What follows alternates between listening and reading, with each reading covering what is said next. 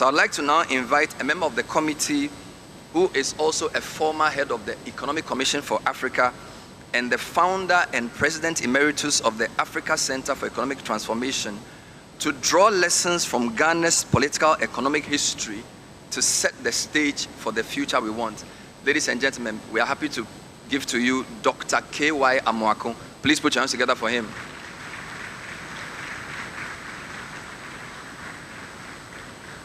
As I said, Nelson Mandela said it's a long walk to freedom.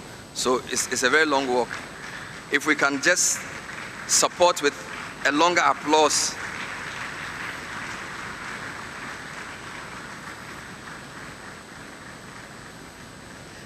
Thank you, KY, for your hard work for Ghana.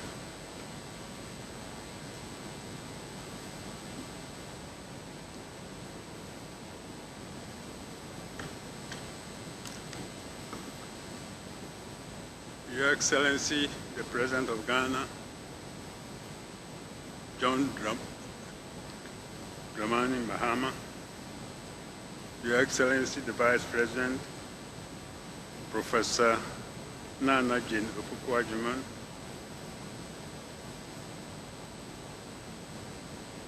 members of the Planning Committee, distinguished guests, ladies and gentlemen, Excellencies, all protocols observed. It is my great pleasure and honor to be with you today to help set the scene for our national economic dialogue. As many of you know, I have spent my entire career, more than 50 years, in African development. I've had the honor and privilege of working closely with policymakers and leaders across the continent. I'm a proud Pan-Africanist, but first and foremost, I'm a proud Ghanaian. I was 13 years at the time of independence. I grew up with Ghana and have lived through our post-colonial journey, the ups and downs, our successes and failures. My assignment today is to reflect on Ghana's political economy since independence and draw key lessons from our journey to help us forge the road ahead. I'm grateful for the opportunity and hopeful that what we learn over the next 2 days would allow us as citizens, with you at the helm, Your Excellency the President, to truly create the Ghana we want. Nearly 20 years ago, I had the privilege of delivering 3 speeches in the R.P. Balfour Memorial Lecture Series at KNUST, the Kwame Nkrumah University of Science and Technology. During the first speech, I laid out a vision for a transformed Ghana, a Ghana that by 2030 would match where Malaysia stood in 2005. This meant a 10-fold increase in per capita income, a rise in life expectancy from 57 to 73 years, and a future where 9 out of 10 Class 1 pupils will reach Class 5 instead of 2 out of 3.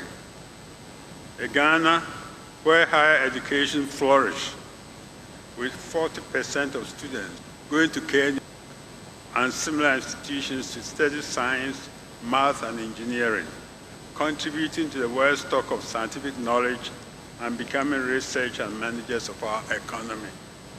A Ghana where close linkages between government, firms, universities, and other vocational institutes will ensure that the skills students acquire will be more relevant to the current and future demands in the labor market, allowing unemployment rates to fall to just 3% from the estimate of about 20% at the time. I and many of you here have echoed similar visions for decades, a vision that has not yet to be realized. I recently read the World Bank's World Development Report on the middle income trap. The report presents a sobering analysis of the challenges confronting nations like ours.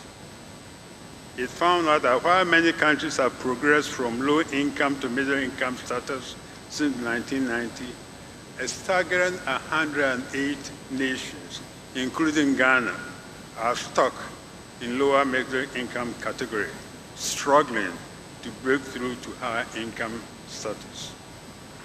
We may feel a bit of relief in knowing that we are not alone in the struggle to innovate, industrialize, and integrate into global value chains. But we must break this cycle. Ghana's gross national income per capita sat stagnant at less than $400 for almost 40 years. Between 1962 and 1999, but since 2000, it has increased to about $2,400. This begs the question, why have we stalled? And how can we make today's effort count, recognizing that economic transformation takes decades, not years? But it should not take another 50 years for Ghana to become an upper middle income country. And I hope that President Mahama's research will include raising our ambition.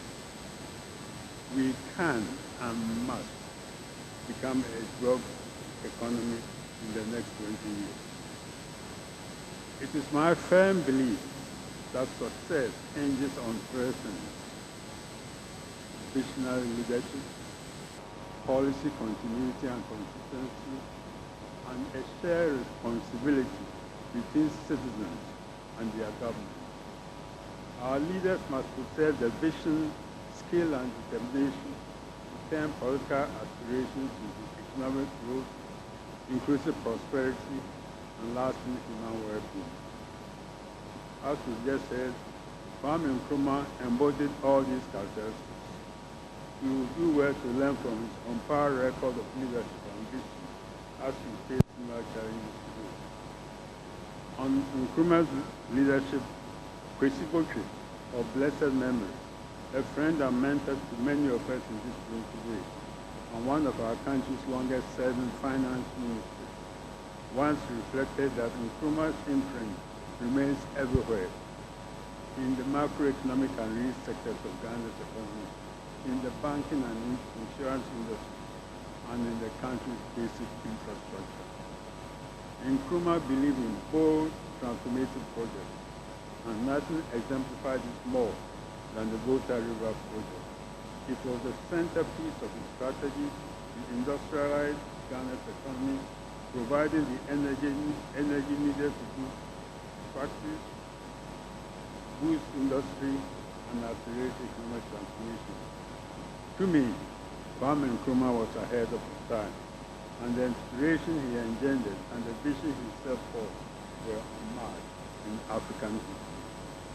On January 22nd, on January 2022, 1996, Nkrumah inaugurated the Volta River massive Akosombo Dam, calling it his greatest dream. 1 month later, he was posed in a military coup. It may not be fortuitous that this national economic dialogue is taking place on days sandwiched tightly between that of Nkrumah's overthrow and our independence anniversary a few days from today. Kwame Nkrumah's spirit clearly is with us here today.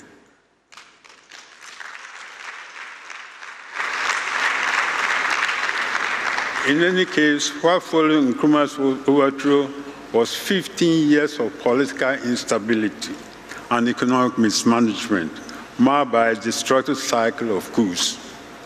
When Jerry Rawlings' military regime took over in 1981, Ghana was in a crisis. To his credit, Rawlings stabilized the government after a couple of years, and before long, the economy started to recover. In his address to the opening of the third session of Parliament in 1985, Rawlings presented the first step of Ghana Vision 2020, a framework, quote, to realize the long-term vision of raising Ghana to the ranks of the middle-income countries of the world. At the time, the policy reforms pursued by the government were beginning to stabilize the economy. However, Ghanaians demanding a return to civilian rule rightfully pushed back against the authoritarianism and human rights abuses of the military regime. In response, Rawlings agreed to hold democratic elections in 1992, ushering in Ghana's Fourth Republic. But Rawlings remained skeptical. He feared that economic gains and stability could be compromised by premature democratization, but ultimately had little choice.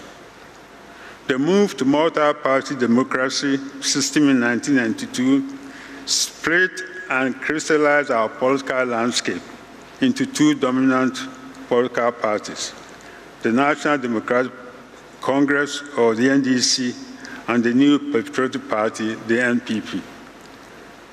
This is where long-term, collectively held vision for Ghana's future began to unravel, and where policy continuity and consistency started to fade. The two parties have traded off the presidency and power with regularity, with the latest transition taking place just 2 months ago.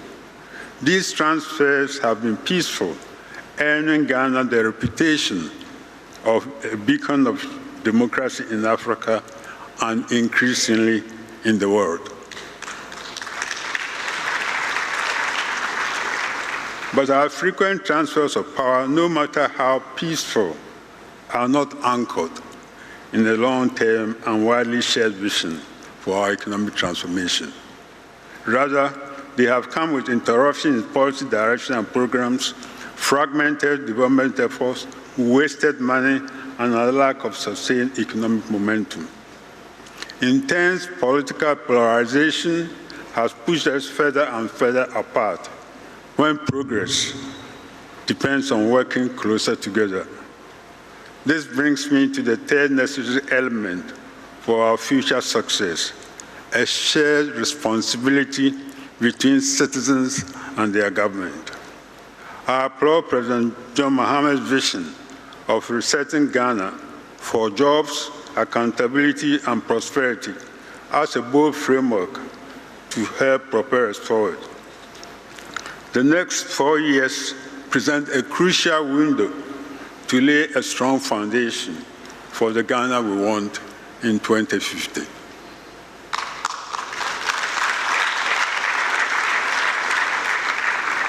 The 120-day social contract that President Mahama has laid before us identifies many concrete actions that will help us move forward towards our goals. But a contract can only exist between two or more people or two or more parties. Neither the government nor the people can achieve our vision for a transformed Ghana alone. We as Ghanaian citizens have a responsibility to take up the mantle of accountability and progress if we want to see lasting change. And based on my experience, I must admit, I'm concerned, but I'm also hopeful. Excellencies, ladies and gentlemen, as many of you know, 3 years ago, under my leadership, the African Center for Economic Transformation, in collaboration with Ghana's leading think tanks, policy institutes, and civil society organizations, launched the Compass for Ghana's Political and Economic Transformation, commonly known as the Ghana Compact. Our goal is clear: to identify the structural barriers hindering Ghana's transformation and to define the future we, as Ghanaians, aspire to by 2050. This effort is rooted in a fundamental democratic principle: ultimate power lies with the people. Ghana's transformation depends on its citizens setting a bold vision for the nation and holding governments accountable and themselves accountable for delivering on that vision. The compact addressed some of our most pressing policy issues. There are 7 core thematic areas: national development planning, fiscal responsibility, youth education and skills, gender equality, private sector development, health and climate change. The compact is built on analysis from Ghana's leading minds and institutions. It is informed by consultation with all major political parties, traditional and religious leaders, and the cross-section of Ghanaian visionaries. And it fully reflects engagement with citizens across 10 regions of our country to ensure these recommendations are grounded in the daily realities of Ghanaians of all backgrounds. All this effort culminated in the Citizens' Convention in June 2024 at the University of Ghana. It brought together 500 people representing the various stakeholders associated with the Ghana Compact. We convened to create a citizen declaration of a social contract with the government of Ghana, or the expectation to guide governance in our country as we approach the 100th year of our independence in 2057. For each of the 7 thematic areas of the compact that I mentioned, a set of targets and key actions to achieve them by 2030 was also identified. The Convention agreed that a robust accountability mechanism must underpin such a transformation agenda, not merely a monitoring tool, but a fundamental framework designed to ensure that the commitments enshrined in the social contract are realized. Such a mechanism will be a way to track, evaluate, and ensure that the fulfillment of these commitments will foster a stronger democratic process, enhance transparency, and rebuild trust between the government and its citizens. Importantly, the compact emphasized the obligations of all of us as citizens in moving towards a transformed Ghana, underpinned by values such as patriotism, loyalty, honesty, and integrity, as well as civic education that starts early and is adequately funded. At the heart of this, to me, is a shift in our mindset to embrace the African personality that Kwame Nkrumah dreamt of more than 40 years ago when he said, "Africa needs a new type of citizen, a dedicated, modest, honest, informed man, a man who submerges himself in the service of nation and mankind, a man who abhors greed and detests vanity, a new type of man whose humility is his strength and whose integrity is his greatest." I'm sure that if Kwame Nkrumah were with us here today, he would be saddened to see how far we have strayed from this vision. I share his disappointment. But I also know that we can turn this around. And please, allow me to add that I'm grateful to everyone who has engaged in the compact process thus far, allowing us to bring concrete citizen-driven solutions to our administration to complement its swift efforts to correct the course we are in. And of course, we will continue our partnership, particularly with the National Development Planning Commission, under the leadership of the veteran Neil Moore Thompson. Excellencies, I have shared where we have come from, and with the rest of my time today, I would like to look forward, taking lessons from our history and from the Ghana Compact process to help inform what we do next. I will start by highlighting 4 critical areas where the Ghana Compact in the coming months can help take forward the recommendations from this national economic dialogue and support the goals and objectives of President Mahama's reset agenda. First is on governance. We need a code of good governance to enhance transparency and accountability in government operations, particularly in procurement and auditing, while fostering active citizen engagement in governance process. The second is on campaign and political party financing. The increasing monetization of our politics has driven incidents of party capture and pervasive corruption, as well as cronyism, leading to poor service delivery and accountability. This is the elephant in the room that we seldom see or talk about at meetings such as the one we are having here today and tomorrow. The third is the fight against galamsey. Today, 60% of our major water bodies are polluted, the most visible consequence of galamsey or illegal mining. But the environmental catastrophe runs deeper than polluted rivers. A 2022 report by the Center for Democratic Development named illegal mining as one of the primary sources of illicit funding for election campaigns and political party financing. And the fourth is the overarching goal of transformation. If we are to reach a middle income status in 20 years or less, we must grow our economy into a highly diversified one that is competitive in the export market, is highly productive in the use of labor and capital, and deploys enhanced technology towards improved well-being of our people. In about 6 months, the Ghana Compact will convene the second Citizens Convention to assess the progress we are making. We also review a public online dashboard to be created in collaboration with the NDPC that will track development progress, including social contract commitments and later government action over the long term, extending beyond this government to future administration. So let me offer the Compact as a platform for engagement between policymakers and citizens going forward. Excellencies, ladies and gentlemen, before I yield the floor to the Finance Minister, I must raise one final forward-looking issue that I am sure is on the minds of President Mahama and Honorable Atuforson: how to sustainably finance our transformation.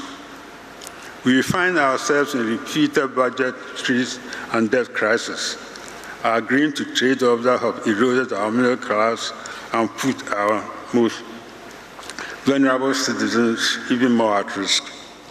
As we approach the conclusion of our 17th IMF bailout early next year, the fundamental question remains: will this be the last, or are we simply paving the way for an 18th bailout or a 19th?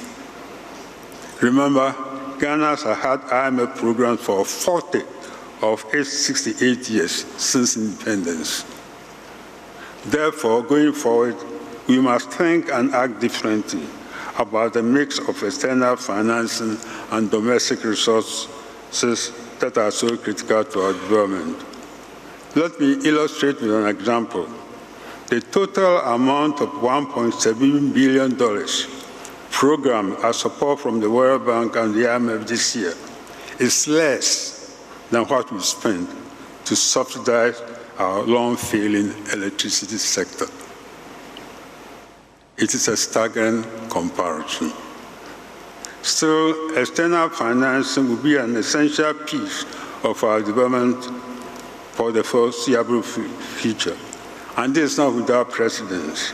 The East Asian miracle would not have been possible without foreign assistance. Take South Korea, for example. In the 30 years between 1946 and 1976, it received nearly $6 billion from the US alone, a huge amount at the time, with very few conditions that allowed the country to define and pursue a homegrown vision and a strategy of its own.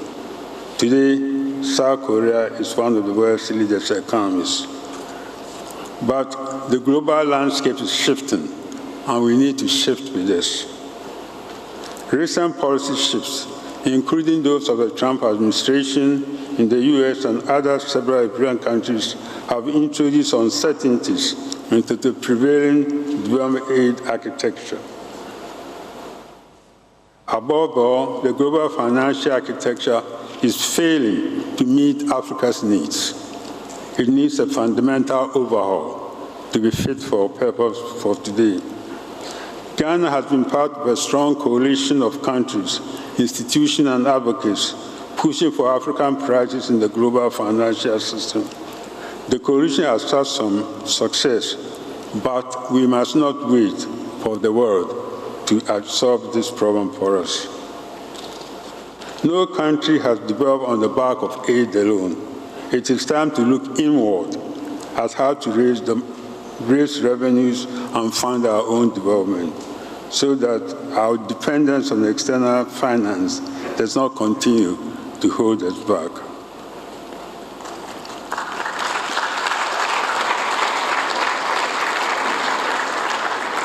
Our private sector can be a key contributor as instruments such as blended finance and public-private partnerships offer great untapped potential.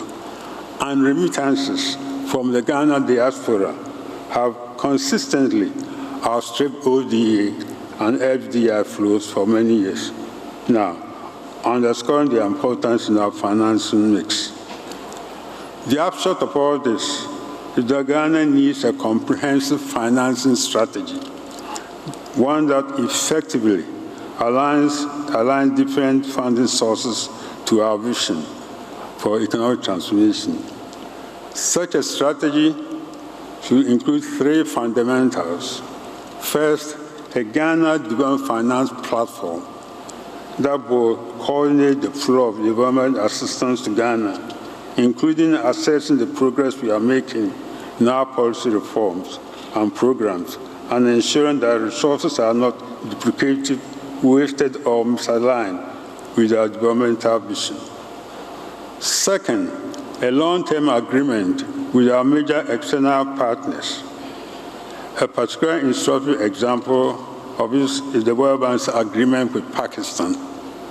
The bank has committed to providing $20 billion in financial support over 10 years, a shift from the traditional short-term partnership approach used in Ghana and other countries. The basis for this longer-term approach in Pakistan is the realization that after the recent crisis, the country needs to break away from its past pattern of stop-and-go reform cycles and instead commit to a credible, more stable developmental course. Third, a comprehensive domestic revenue mobilization plan that curbs illicit financial flows, harnesses remittances, and ensures fair taxation to fuel our public service and investment in our own progress. The overall goal of this strategy will be to mobilize significant increased financing coupled with rigorous expenditure management in the next 10 years to support our development, underpinned by a strong accountability mechanism. Excellencies, ladies and gentlemen, in closing, I hope that over the next 2 days, our discussion will focus on concrete policy reforms, institutional strengthening, the strategic investment to stabilize the economy, drive growth, and create jobs in the medium to long term. I applaud President Mahama for putting this dialogue together at a critical moment in his administration. I'm honored to have been able to contribute to the National Economic Dialogue Committee's work as one of its 8 members. And I salute you, Ishmael, for the outstanding job you have done as chairman of the committee in such a short time. Finally, let me mention Rushi Sharma, an author, fund manager, and columnist for the Financial Times, who wrote a book in 2013 called Breakout Nations and predicted the countries that will become the next economic miracles by 2050. not a single African country made the list. Not South Africa, not Nigeria. Therefore, my question for all of us is a simple one.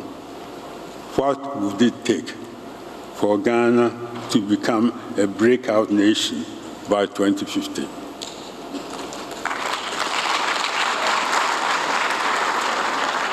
It is my hope that this national economic dialogue will provide the roadmap. Thank you for your attention.